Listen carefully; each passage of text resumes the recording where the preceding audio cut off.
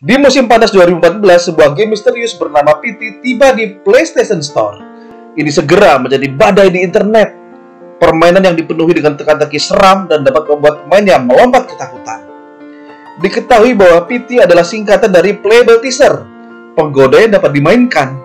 Dan apa itu yang menggoda?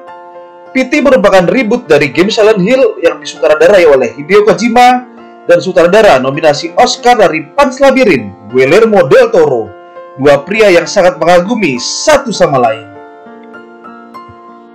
Dalam dunia perfilman Hollywood, sutradara dan suara unik yang mereka bawa ke dalam film mereka diakui oleh para penonton hardcore dan penonton teater biasa. Namun tidak demikian dengan video game. Direktur kreatif jarang mendapatkan status selebritas yang sama, jarang mendapatkan status ketenaran yang serupa. Sebuah judul video game akan dikenal lebih baik dari studio yang mengembangkannya atau dari publisher di belakangnya ketimbang orang yang memimpin semuanya.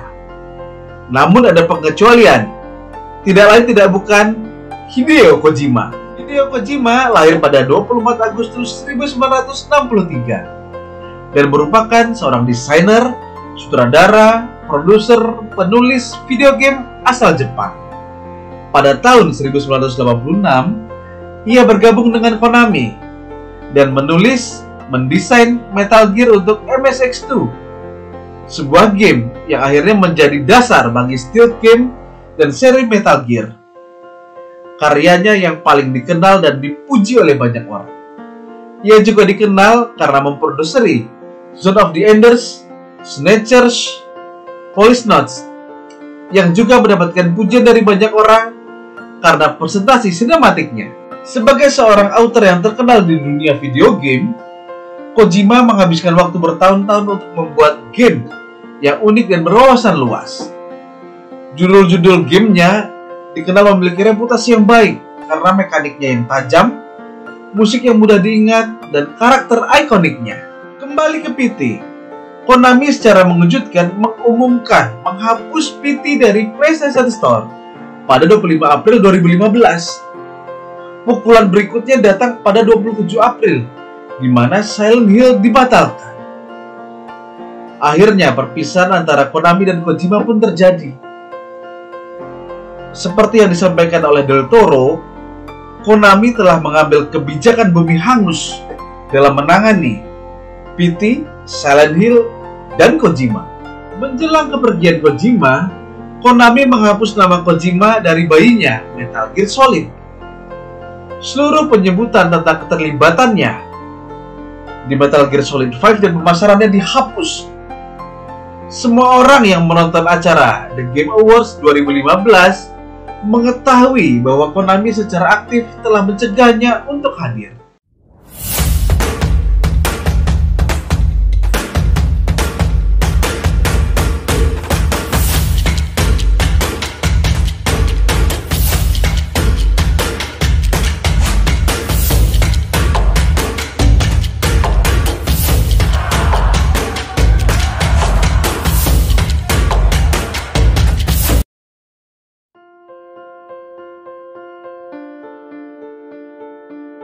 Untuk benar-benar memahami kenapa Kojima dan Konami putus, kita sebaiknya kembali ke tahun 2010, di mana Konami meluncurkan salah satu kesuksesan terbesarnya yang disebut sebagai Dragon Collection, dan itu mengubah segalanya. Meski Konami telah membangun namanya di game-game konsol seperti Metal Gear Solid, Castlevania, Frogger, dan Contra, Dragon Collection adalah permainan pengumpulan kartu kasual yang berjalan di jejaring sosial, dan segera setelah itu ponsel. Meskipun Dragon Collection memiliki beberapa elemen seperti RPG, mekanisme berbasis kartunya cukup sederhana, sehingga hampir semua orang dapat memainkannya dengan mudah. Tak lama, jutaan orang di Jepang bermain Dragon Collection. Itu bukan hanya hit, itu sensasi. Banyak sekali peniru yang berusaha mengikuti. Dari sudut pandang Konami, Dragon Collection murah dan menghasilkan banyak keuntungan. Para eksekutif di Konami menyadari bahwa mereka tidak perlu membuat video game AAA yang mewah untuk menghasilkan keuntungan.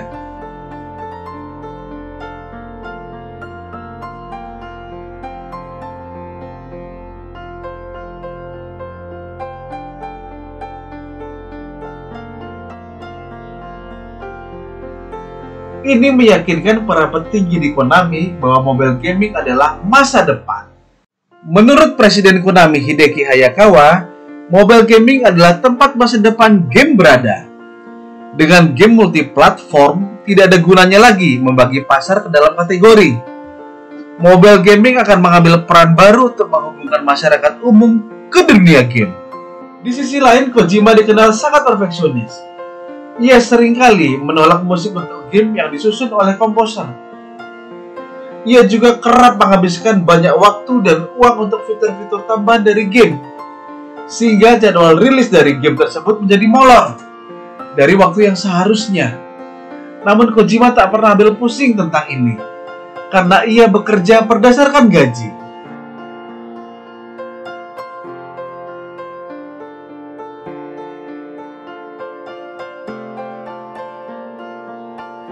Satu, mengkompromikan idealisme dengan kepentingan bisnis perusahaan. Kita ambil contoh seorang desainer di perusahaan manufaktur pembuat special purpose mesin. Sang desainer harus menyesuaikan dengan kebijakan perusahaan. Misalnya perusahaan menyasar pada pasar middle low. Tak ada gunanya bagi desainer untuk memaksakan kehendaknya menggunakan komponen kelas wahid, material nomor 1 untuk menciptakan mesin dengan kualitas high-end yang harganya tak lagi mampu dijangkau oleh konsumen yang ditarget. Sebaiknya ia memutar otaknya untuk mendesain sebuah mesin, untuk mendesain mesin-mesin yang dapat menjadi solusi bagi permasalahan dari customer dengan biaya sesuai budget, dengan waktu sesuai target dari customer.